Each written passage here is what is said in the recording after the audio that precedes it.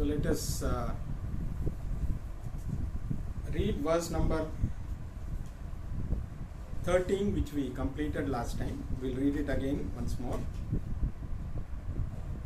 Chaturvarnyamaya srishtam gunakarma vibhagashah tasya kartaramapi mam vidyakartaram avyayam.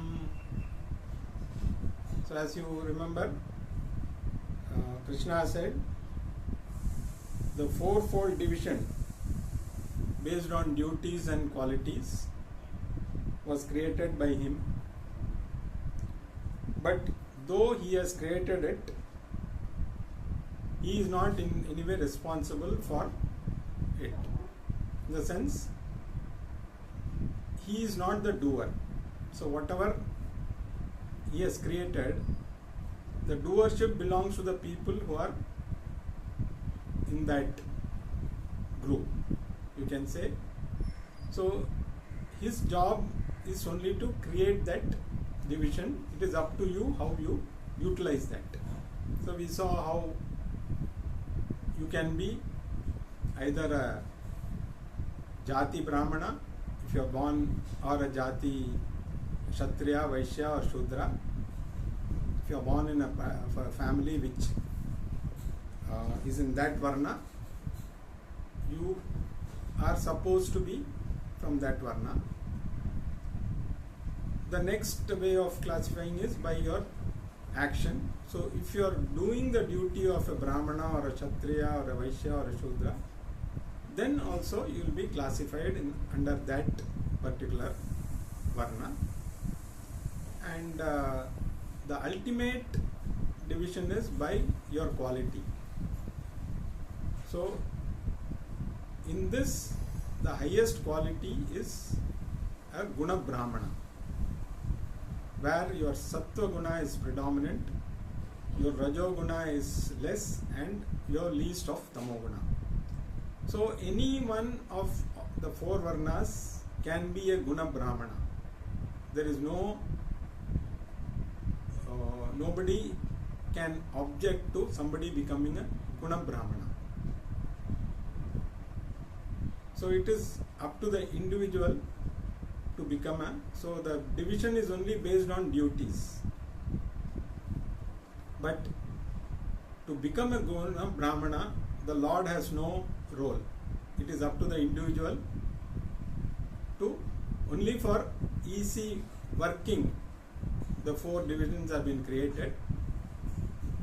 He has left it to the individuals to choose which varna they want to be. So your choice is, ideally if you are jati brahmana and you also do the duty of a brahmana, and you also have the quality of a brahmana, that is the most ideal thing that one can have. But the other three varnas also can become guna brahmana, though they may not be born in a Brahmin family. It doesn't give any edge, so to say. There can be a lot of people born in Brahmin families who do the work of Vaishya or even a Shudra. So you will find such people also.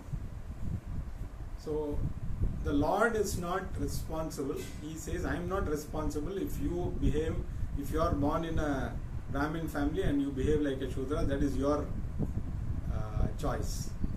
Or if somebody is born in a Shudra family, there is nothing stopping him from becoming a Guna Brahmana. And we have seen a lot of saints who are born in very low families, so to say, but they became saints because of their quality. Of course, one has to work. So if you are tamas predominant, then you have to become, from laziness you have to become active. So you cannot straight away become calm from a complete lazy attitude. So first you have to become active, and then from that you have to move on to the next stage, the calmness. So to become a sattva predominant from tamas, you have to first become raj. You have to increase your activity so that you become rajo predominant, and from that you move to sattva predominant. So this is what we had seen in the last class. Now let us move on to the verse number 14. Namam karmani limpanti name karma phale spriha iti mam yo bijanati karmar birna sa badhyate. So Krishna here talks about himself. He says, actions do not affect me. So whatever I do, I am not affected by that. And when I am not affected by action, neither am I bound by the result. Because I am not craving for any result. My actions are not because of any craving for any result. And he goes on to say, the one who knows me clearly in this way is not bound by actions. So in the next 3 or 4 verses, Krishna is going to talk about karma or action. What action means. So like he says, he is not bound by karma. What is the difference between him and the others? You can say, okay, he is Bhagavan, so naturally he can say that. So how am I going to be like that? So what is the difference? So basically Bhagavan knows he is not the doer, and we think we are the doers. So when we think we are the doers, we are also affected by the result. Shastra never says don't do anything without result. There should be a goal. The result should be in our mind, because without working for a result, we may not be able to function in any way. Just doing action for nothing is not possible, because all actions are, whether we expect or not, there is bound to be a result. Any action is bound to produce a result, whether we want it or not. The only thing is, we would always like the result to be in our favor. So whatever we do, we expect the results should be as desired by us. Shastra in no way prevents us from working for results. In fact, we should work with a plan. Always, if you want good results, you have to work accordingly. You have to plan accordingly. Because without planning, the results are not, even if you put in all the work, if you don't plan properly, definitely the results will not be even otherwise. Forget about whether you are the doer or you are looking for a result or not. If you don't plan your action, then the results are not definitely going to be in your favor. Or by chance they may happen, but more likely they may not happen. But after all the planning, if the results don't happen the way we desire, it leads to disappointment. So one side we are putting all efforts, we put so much of effort to do an action, and after all that you may find that the results are not what you desired. And this leads to disappointment, it may lead to depression. So that is what Bhagavan says, he is not bound by the results, so he is not affected by whatever results come, because he is doing everything so that everything functions smoothly. He is not doing something, oh, if I do this, if he is doing something with a result in mind, then he cannot be impartial also, because he may give more preference to people who will produce the result that he wants.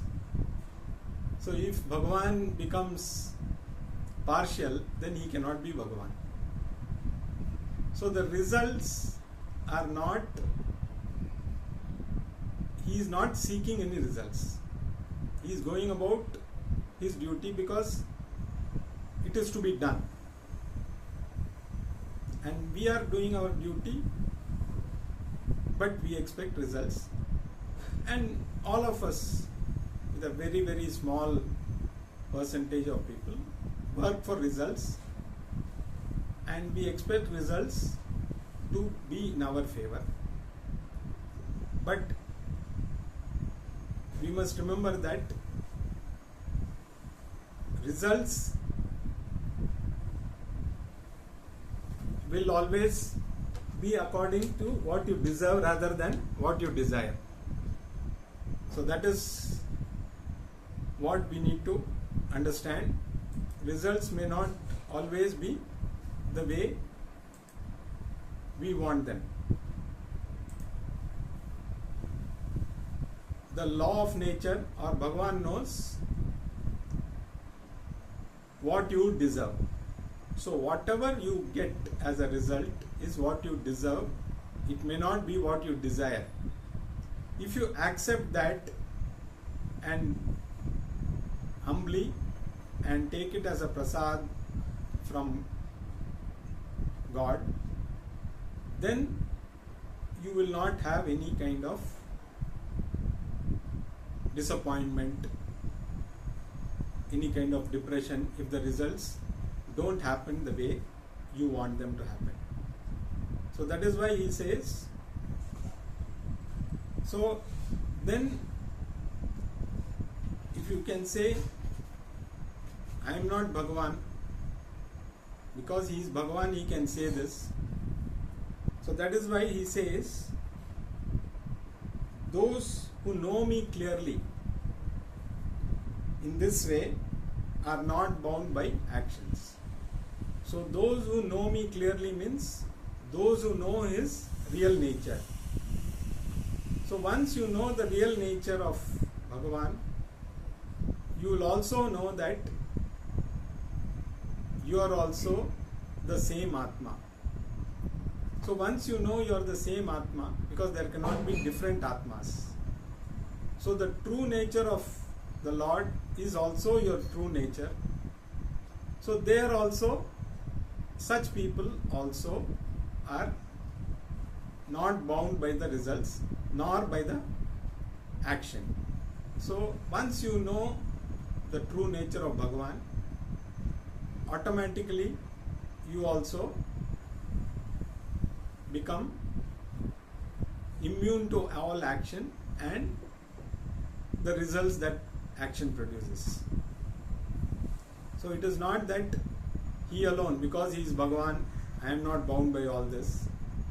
That is why he clarifies, those who know me clearly, they also will be like that. So knowing him clearly means having the knowledge of Bhagavan. So you should also know what is that action. So ultimately, the clarity of action, if you have, then you will know what should be done and what should not be done, which is going to talk now. Then once you realize that your true nature and Bhagavan's true nature is one and the same, then such people are also not bound by any action or the results thereof. Now we'll move on to verse number 15. Evam jnatva kritam karma puravairapi mumukshubhihi kuru karmaiva tasmatvam purvaira purvataram kritam. So here Krishna says, knowing me thus, even after knowing me, the seekers in the past have continued to do their action. So here he wants to convey to Arjuna that no matter what, even your forefathers or who were born long before you, they also performed action, even if some of them had gained the knowledge. So there is no way you can subvert that.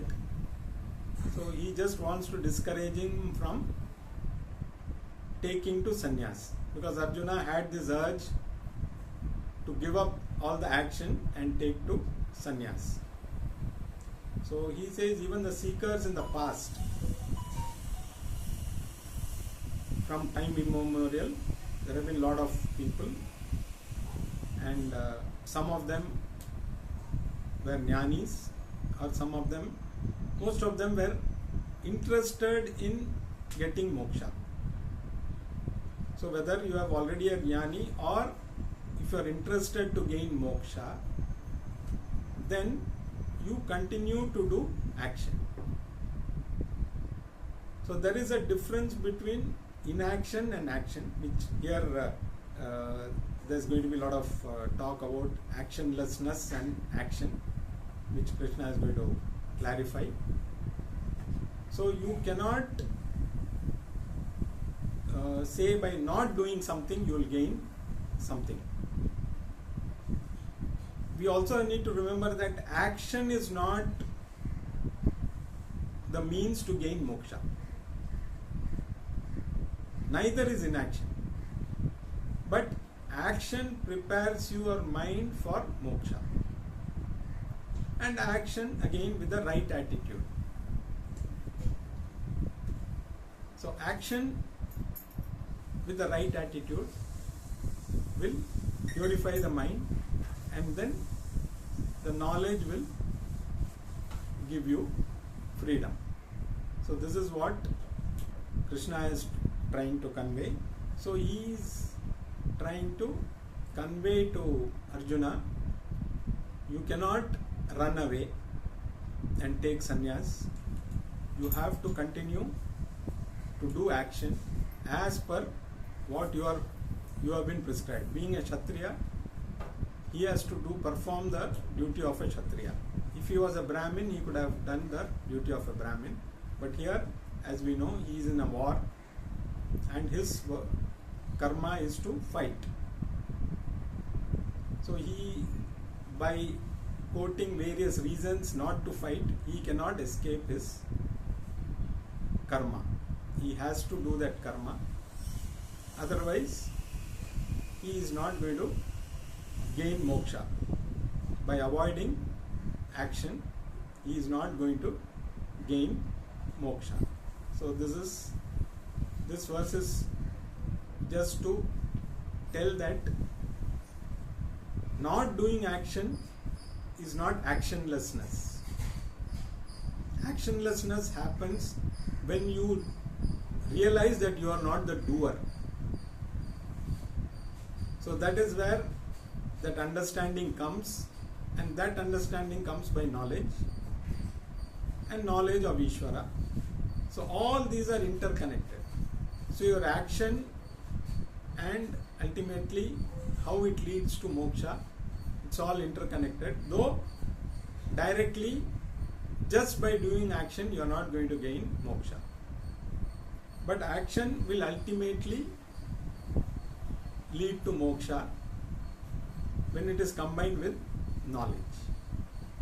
So this is what Krishna is trying to convey to Arjuna in this verse. Let us now read verse number 16. Kim karma kim karmoti kim karma kim karmeti kavayopyatra mohitah tatte karma pravakshyami yajyatva mokshayase shubhat.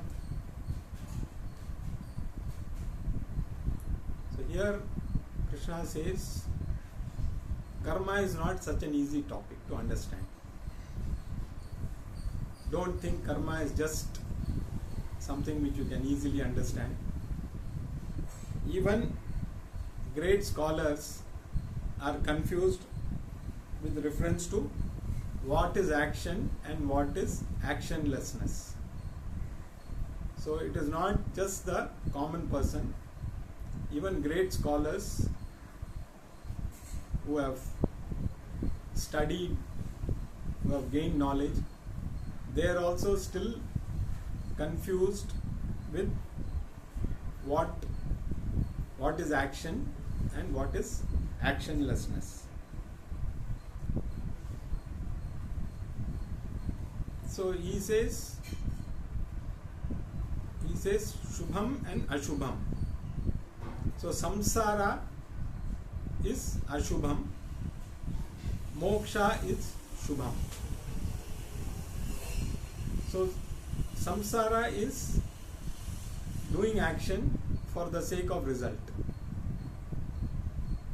and it will lead to something which is not auspicious.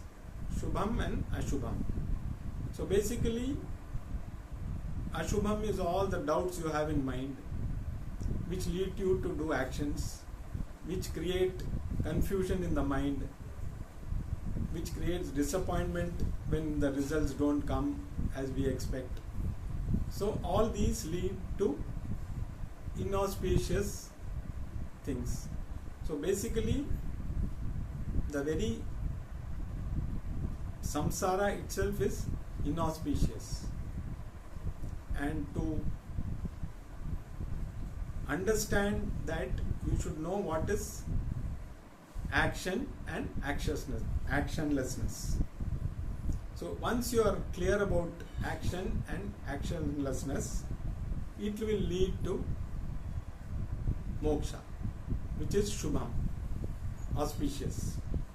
So to move from the inauspicious samsara to the auspicious moksha or freedom from samsara, you need to understand what is karma, action, and akarma, which is actionlessness. So once you are clear, so like he says, it is not easy. Even very great scholars have doubts regarding to, with respect to what is karma and akarma, or action and actionlessness. Even the pandits or very learned people, after years of study also, they still have that doubt. So it is not just, so for beginners it is even more difficult, but it is not so easy understanding karma. But once you understand it, then things will move forward. And once you understand karma and akarma, it will lead to something auspicious, which is moksha. Now let us read verse number 17. Karmanyo hapi bodhavyam bodhavyam cha vikarmanaha akarmanascha bodhavyam gahana karmano gatihi. So to understand action, you should know also forbidden action. So when you say action, it also includes things you should not do. You should do and you should not do. So action means it is consisting of two things. One is action to be done, like for example Panchamaha, what we are supposed to do. Those actions are a must. You cannot escape them. And actions which are forbidden as per our Shastras have to be avoided. So what you should do, what you should not do, both should be very clear. Because if you don't do what you should do, you cannot move forward, and if you do what you should not do, you're going to go down. So first one should be clear what should be done. You have to do without any fail. It may not be convenient, but it has to be done. And what is forbidden should be avoided, even it may be very convenient. So first, having knowledge of karma and vikarma. Karma means action, the positive action. Vikarma is forbidden action. So one should be very clear about this part.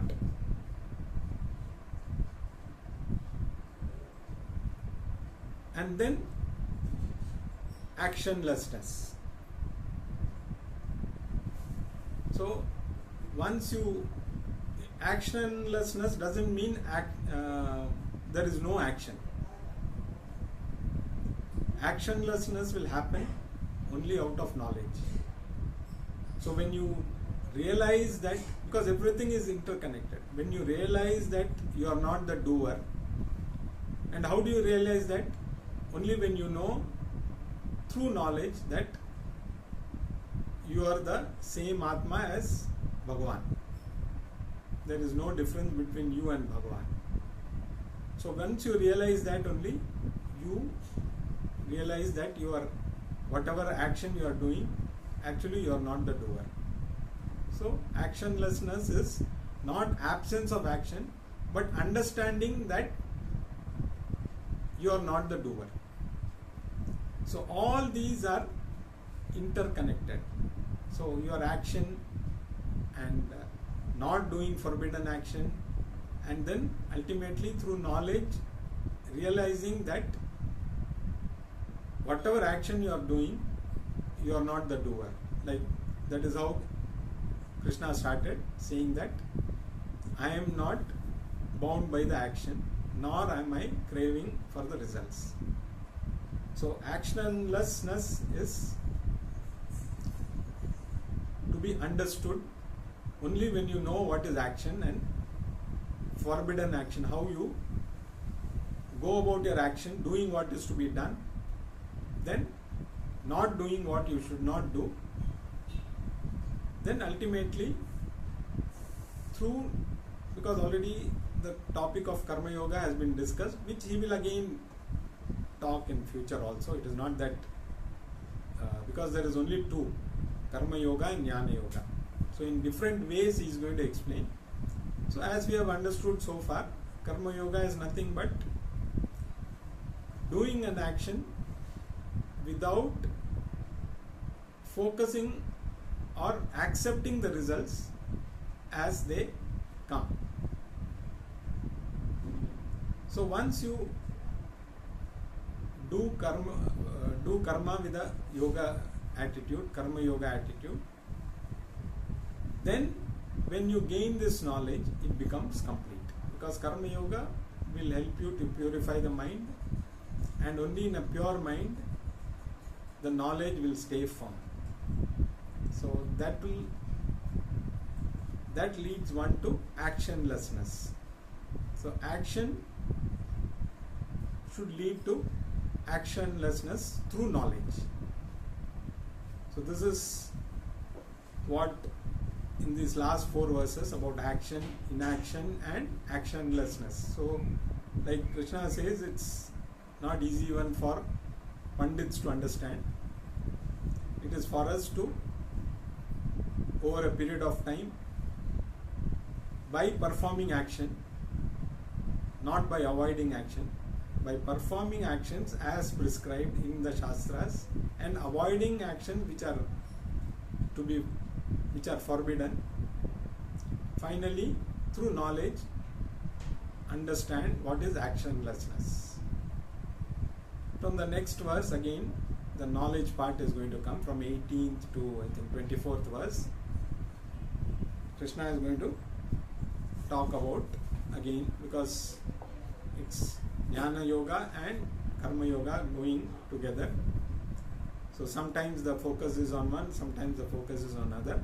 But Karma Yoga, there's nothing much to elaborate, because it is the attitude you have to bring in.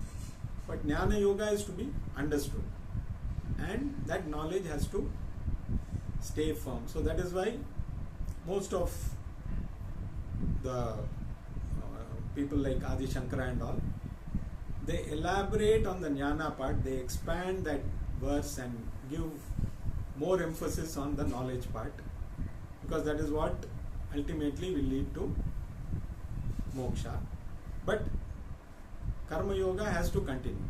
It's a process which we need to build that attitude of doing any action with the Karma Yoga attitude. That is purely upon the individual.